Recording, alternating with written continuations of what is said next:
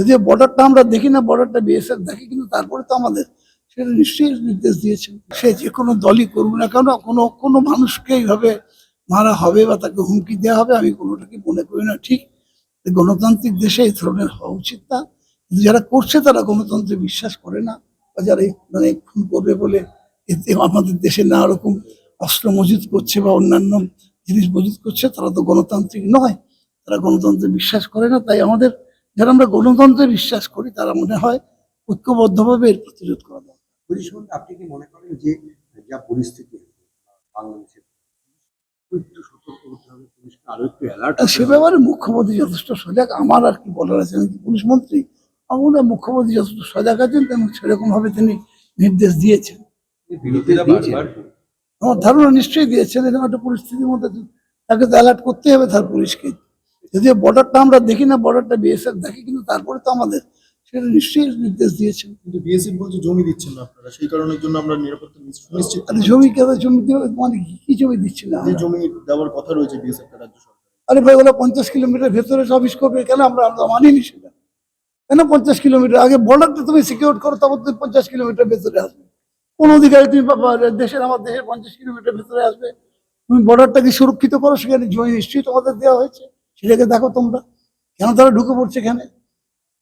তাদের কি জমির কথা সুগন্ধা বলছে? নীতিন গডকরি রাজ্য সরকারকে একটা চিঠি দিয়েছে যে রাজ্য সরকার জমি দিচ্ছে না বলে বেশ কিছু জাতীয় ওই রকম অনেক গুণ। আমি রেগুলার ক্যাবিনেট করছি, রেগুলার দেখছি আমি যে কেন্দ্রীয় সরকারের বিভিন্ন প্রকল্পে জমি দেওয়া হচ্ছে। আজকেও ক্যাবিনেট আছে, আমার মনে হয় সেখানেও আছে। রেগুলার করছে আমরা জমি দিচ্ছি বলে জমি দেওয়া হচ্ছে না। বিভিন্ন প্রকল্পে কেন্দ্রীয় সরকারের মমতা বন্দ্যোপাধ্যায় জমি দিচ্ছে এবং সেখানে কোনো কথাই বলেন না, তিনি দিয়ে দেন জমিটা। এইভাবে অন্যায়ভাবে আমাদের দেশে ঢুকে আমাদের দেশের শান্তি শৃঙ্খলা এবং জীবনের নিরাপত্তা ধ্বংস করার চেষ্টা করছে, তাদেরকে যে কোনো মূল্যে গ্রেপ্তার করতে হবে। এই ব্যাপারে কোনো দ্বিমত নেই, কারো দ্বিমত নেই, সারা ভারতবর্ষে কারো দ্বিমত নেই। কিন্তু ঢুকছে কি করে অনুপ্রবেশকারী? বিএসএফ যদি না ঠিক মতো ঢুকেই পড়বে, তারপর ঢুকে পড়ার পর কী করে আমার তো ধরো পাসপোর্ট করছে কী করে, তারা কী করে আধার কার্ড করছে, তারা এগুলো নিয়ে আমরা সত্যি খুব বিপজ্জনক পরিস্থিতির মধ্যে আছি। পুলিশ, এসটিএফ যারা যারা আছে তারা আরও সক্রিয় হোক, বর্ডার সিকিউরিটি ফোর্স সবাই সক্রিয় হোক। এটা দেশের নিরাপত্তার প্রশ্ন। ডাক্তারি পড়ে যারা তাদের সঙ্গে মিশে আছে, যে যখন মানে ক্ষমতায় থাকে তারা বোধহয় থ্রেট করে, আমি জানি না, আমি তো ডাক্তারি পড়িনি কোনোদিন, আর আমার সেটা ওদের নিয়ে অ্যাসোসিয়েশনও করিনি। তবে এটা একদল ছিল, তারা ছিল খারাপ, আবার আজকে যারা এসছে তারা থ্রেট করছে। এই দুটোই আমার মনে হয় ভুল বা অন্যায়। এই দুটোর আমি কোনোটাই সমর্থন করি না। আমি মনে করি যে থ্রেট করার কি আছে? ডেমোক্রেটিক কান্ট্রি, মানুষকে মতামত জানাতে বলতে দিতে হবে, তার সুবিধা অসুবিধা জানতে হবে, এটাই তো গণতন্ত্র। মমতা বন্দ্যোপাধ্যায় যদি দুয়ারে সরকার করতে পারেন, তাহলে এইসব হাসপাতালে শিক্ষিত ছেলে এগুলো করবে কেন? সুগন্ধা, আপনি কি মনে করেন যারা অনুপ্রবেশ করছে তারা জঙ্গি, বা কেবলমাত্র তাদেরকে অনুপ্রবেশকারী হিসেবে আপনি দেখবেন? দুরকমই আছে, অনুপ্রবেশকারীও আছে এবং জঙ্গিও আছে। জঙ্গিদের তো ইতিহাস পাওয়া যাচ্ছে যে তাদের বিভিন্ন জায়গায় তারা কিভাবে জড়িয়ে আছে এবং তাদের কাছ থেকে নানা তথ্য পাওয়া যাচ্ছে। এটা শুধু আমার বা তোমার নয়, আমাদের একার নয়, এটা সারা দেশের কাছে খুব বিপজ্জনক। অতএব এটাকে খুব কড়া হাতে মোকাবেলা করা দরকার, রাজ্য এবং কেন্দ্র বোধ। রাজ্যের পরিস্থিতি নাকি কাশ্মীরের থেকেও খারাপ, দিলীপ ঘোষ বলছে। না, দিলীপ ঘোষ কি বলছেন জানি না, বলতে পারবো না আমি। রাজ্যের সতর্কতামূলক ব্যবস্থা আছে, রাজ্যে নিশ্চিতভাবে আমার ধারণা ধরাও পড়ছে তার আস্তে আস্তে। তো এটা বোধহয় বাংলাদেশের এই ঘটনার পরে আরো বেশি করে সতর্কতা অবলম্বন করা হচ্ছে, তার ফলে ধরা পড়ছে। আমি মনে করি জঙ্গি হোক বা অনুপ্রবেশকারী হোক, অন্যায়ভাবে যারা বিনা এতে মানে কাগজপত্র দিয়ে আমাদের দেশে আসছে, তাদেরকে যে কোনো মূল্যে আটকাতে হবে, এটা ঠিক। আসামে বড় ঘাঁটি আছে, আজকেও আবার পাওয়া গেছে সেখানে একজনকে, তাকে গ্রেপ্তার করা হয়েছে শুনলাম। আসামে একটা বড় ঘাঁটিও আছে বলে আমার সন্দেহ হচ্ছে। ওরা সারা ভারতবর্ষেই ছড়িয়ে আছে। ওই দেখছি আমি আর কি, এনডিজিওর তো আবার পার্লামেন্টে দেখছি বিভিন্ন ইস্যুতে সকলে একসঙ্গেই কাজ করছে। এটা আলটিমেটলি ঠিক হয়ে যাবে আমার মনে হয়।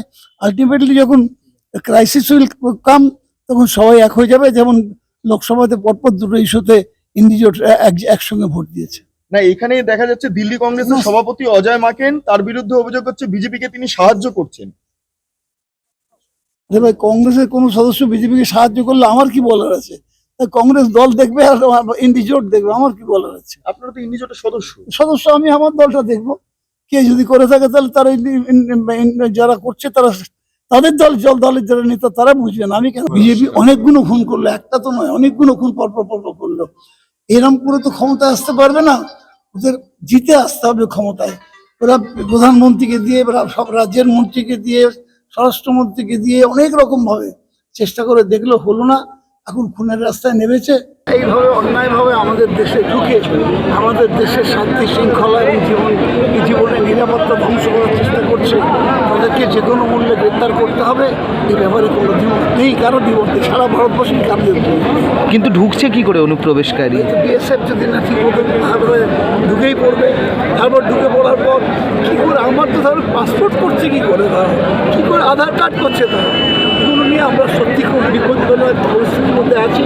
পুলিশ, এসটিএফ যারা আছে তারা আরও সক্রিয় হোক, বর্ডার সিকিউরিটি ফোর্স সবাই সক্রিয় হোক, এটা দেশের নিরাপত্তার প্রশ্ন। ডাক্তারি পড়ে যারা তাদের সঙ্গে মিশে আছে, যে যখন মানে ক্ষমতায় থাকে তারা বোধহয় থ্রেট করে, আমি জানি না, আমি তো ডাক্তারি পড়িনি কোনোদিন, আর আমার সেটা ওদের নিয়ে অ্যাসোসিয়েশনও করিনি।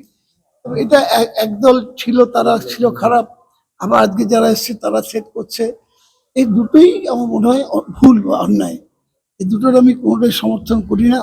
আমি মনে করি যে থ্রেট করার কি আছে, ডেমোক্রেটিক কান্ট্রি, মানুষকে মতামত জানাতে বলতে দিতে হবে, তার সুবিধা অসুবিধা জানতে হবে, এটাই তো গণতন্ত্র। মমতা বন্দ্যোপাধ্যায় যদি দুয়ারে সরকার করতে পারেন, তাহলে এইসব হাসপাতালের শিক্ষিত ছেলে এগুলো করবে কেন? সুমনদা, আপনি কি মনে করেন যারা অনুপ্রবেশ করছে তারা জঙ্গি, বা কেবলমাত্র তাদেরকে অনুপ্রবেশকারী হিসেবে আপনি দেখবেন? দুরকমই আছে, অনুপ্রবেশকারীও আছে এবং জঙ্গিও আছে। জঙ্গিদের তো ইতিহাস পাওয়া যাচ্ছে যে তাদের বিভিন্ন জায়গায় তারা কিভাবে জড়িয়ে আছে এবং তাদের কাছ থেকে নানা তথ্য পাওয়া যাচ্ছে। এটা শুধু আমার বা তোমার নয়, আমাদের একার নয়, এটা সারা দেশের কাছে খুব বিপজ্জনক। অতএব এটাকে খুব কড়া হাতে মোকাবেলা করা দরকার, রাজ্য এবং কেন্দ্রবোধ। রাজ্যের পরিস্থিতি নাকি কাশ্মীরের থেকেও খারাপ, দিলীপ ঘোষ বলছে। না, দিলীপ ঘোষ কি বলছেন জানি না, বলতে পারবো না আমি। রাজ্যের সতর্কতামূলক ব্যবস্থা আছে, রাজ্যে নিশ্চিতভাবে আমার ধারণা ধরাও পড়ছে তার আস্তে আস্তে। তো এটা এটা বোধহয় বাংলাদেশের এই ঘটনার পরে আরো বেশি করে সতর্কতা অবলম্বন করা হচ্ছে, তার ফলে ধরা পড়ছে। আমি মনে করি জঙ্গি হোক বা অনুপ্রবেশকারী হোক, অন্যায়ভাবে যারা বিনা এতে এতে মানে কাগজপত্র দিয়ে আমাদের দেশে আসছে, তাদেরকে যে কোনো মূল্যে আটকাতে হবে, এটা ঠিক। আসামে বড় ঘাঁটি আছে, আজকেও আবার পাওয়া গেছে সেখানে একজনকে, তাকে গ্রেপ্তার করা হয়েছে শুনলাম।